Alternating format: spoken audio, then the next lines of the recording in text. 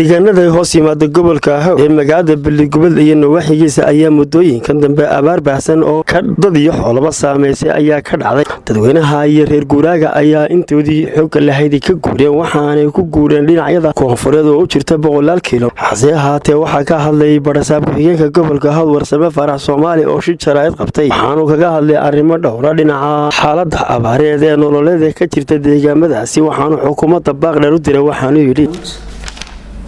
waxa weeyaan 38 kaam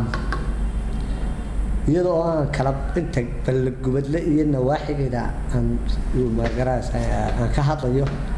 oo ilaa ma kaam tuug intaan soo maray kaam tuug aadana bakor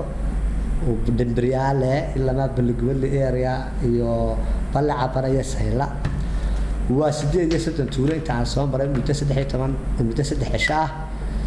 saddex tobanka golaha deegaanka oo maayirka hogaaminayay iyo isduwaashii gobolka intii ka joogtay dhowrkii ka joogay ayaa horta mudana madaxweyne ku xigeen igu maqan koobkii 38 kaam ee uu gobolka hoos yimaada koobkiina inta imika horta ay soo gaarsiiyeen mudana madaxweyne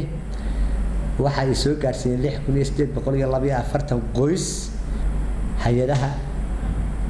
قابلسن عفوينك يا أبارها هيدا إسلامينك إنه